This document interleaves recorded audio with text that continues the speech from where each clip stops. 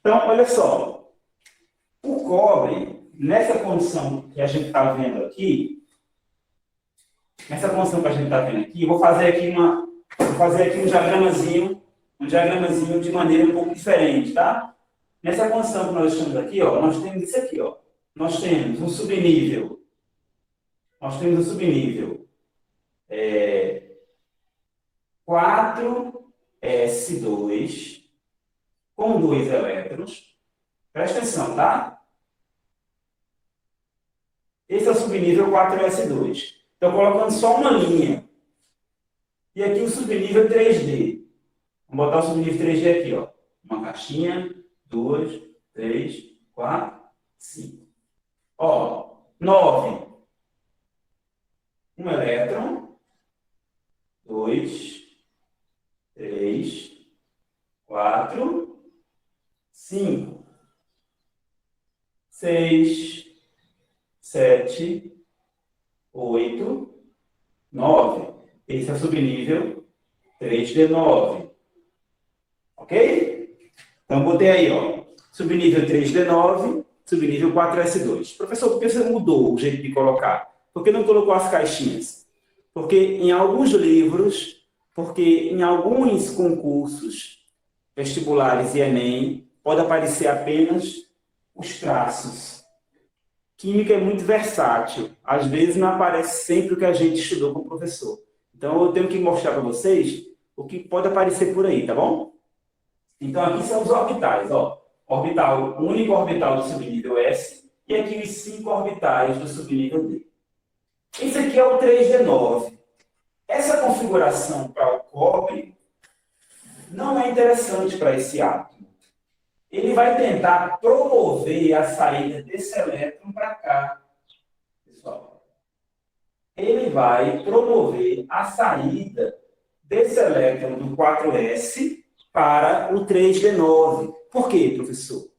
Porque o subnível 3d ele está muito perto de se estabilizar com 10 elétrons. Então, toda vez que isso acontecer, o próprio átomo ele vai se rearranjar, ele vai se reorganizar para buscar uma melhor estabilidade. Ah, por que ele faz isso? Bom, o subnível 3D ele está uma camada antes do subnível 4s, percebe? Ó? Ele é da terceira camada. E o subnível 4s é da quarta camada, automaticamente, né? Então, o átomo prefere organizar a terceira camada, porque é uma camada que está anterior, né? Então, ele prefere organizar, completar a quarta camada, a terceira camada, quer dizer.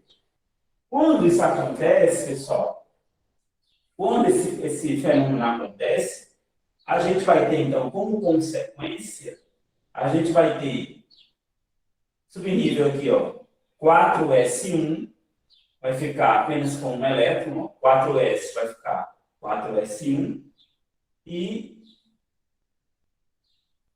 a gente vai ter o subnível 3D. Ó, primeiro boto os elétrons numa posição só, estou colocando primeiro para cima, tá? Coloquei 5, agora vou colocar mais 5.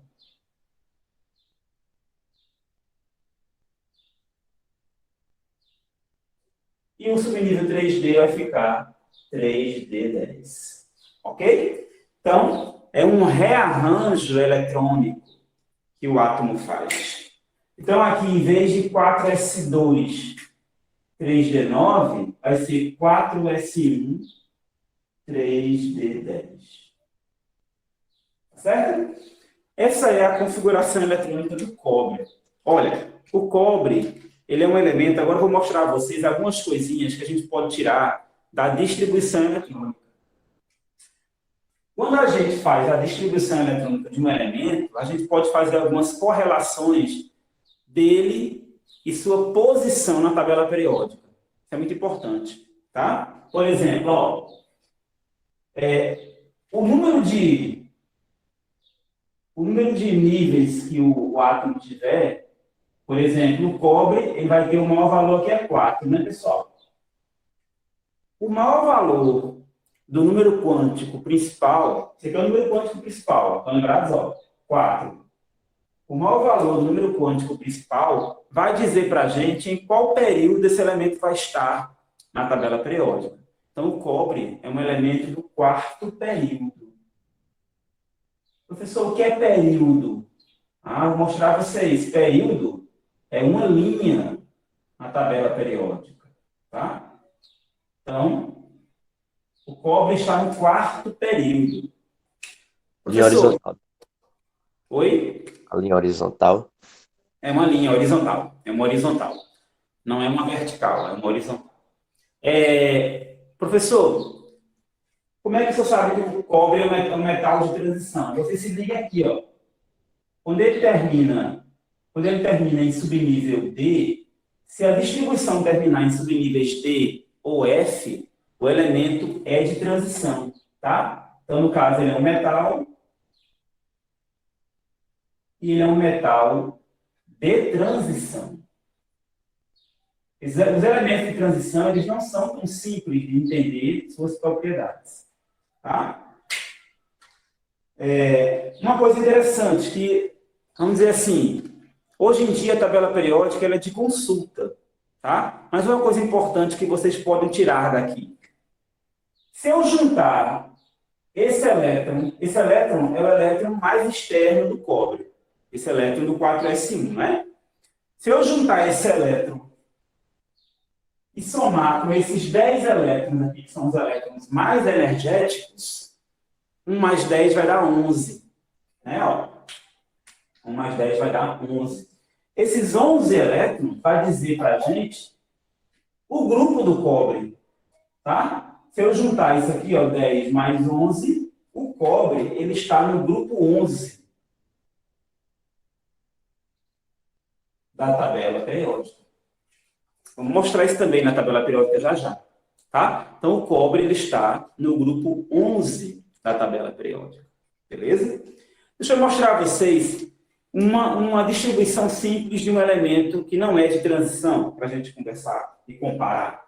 Por exemplo, ó, se eu tenho aqui um elemento que não é de transição, como, por exemplo, o elemento selênio. Olha, o elemento selênio. Selênio é 34.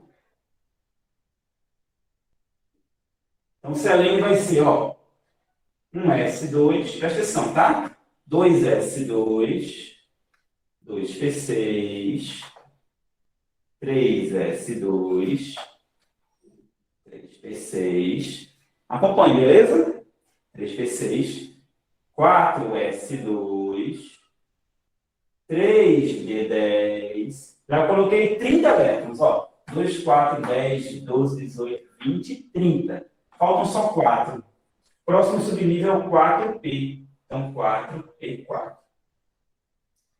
Selênio é um elemento que está no grupo do enxofre. Vou mostrar ele daqui a pouco para vocês. Tá bom? Ó, presta atenção aqui no número quântico principal. Ó, 4 e 4. Eu vou passar um traço nesses dois subníveis. Pronto. Esses dois subníveis são os subníveis pertencentes ao último nível desse átomo. Pertencentes ao último nível. Então, o último nível desse átomo é formado de 4s2 e 4p4. Então, o último nível nós chamamos de quê? De camada de valência, né? Camada de valência. Beleza? Ok. Percebam que aqui, esse último subnível, ele não termina com D. Ele é P. Ele é um subnível P. Quando esse último subnível for S ou for P, se for S ou P, a gente vai dizer que é um elemento representativo. É um elemento, se trata de um elemento representativo. Professor, o que é um elemento representativo? Ó, as propriedades são mais fáceis de se entender, são mais previsíveis. Tá? Os elementos representativos, as propriedades são mais previsíveis do que os elementos de transição. Quem são os elementos representativos? São aqueles que a distribuição eletrônica termina em S ou em P. Quem são os de transição? São aqueles que a distribuição termina em D ou em F. Tá? Só lembrar, SP são os dois primeiros, né? Os dois primeiros subníveis. D e F são os dois últimos daqueles que a gente sabe que existem de fato.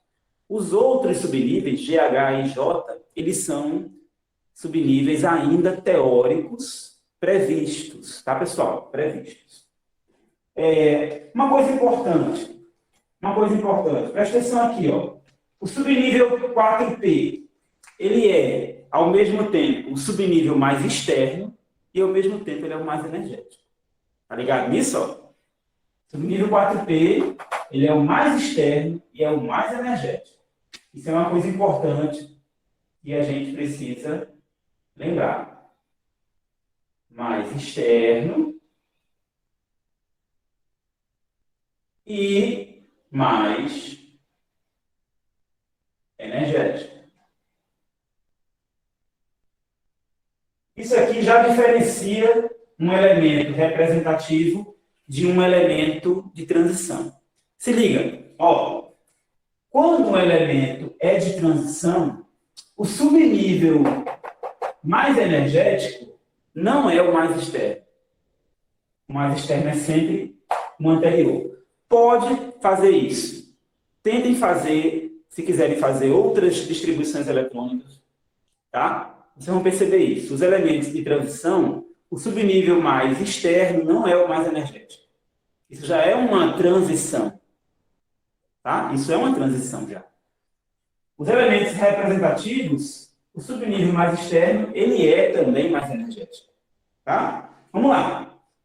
Uma coisa interessante com relação aos elementos representativos. Isso não vai assim, isso não é uma descoberta da roda. Mas é uma coisa interessante. Quando você soma esses elétrons, 2 mais 4, inclui esse 10 aqui, ó, esses 10 elétrons aí, que é o 3D, eles são de outra camada, né? Mas está aqui no meio, né, pessoal? Professor, por que esse 3D está aqui no meio? Porque o 3D tem mais energia do que o 4S, de acordo com o diagrama de flechas. Tá? Então, ele está por aqui, naquela ordem de energia, né? O diagrama ele foi escrito na ordem de energia. Se você somar 2 mais 10 mais 4, a soma desses três vai dar 16. 2 mais 10 mais 4. Então, vai dar 16. Eu vou dizer que o grupo do selênio é o grupo 16, da tabela periódica. Tá? O grupo da tabela periódica.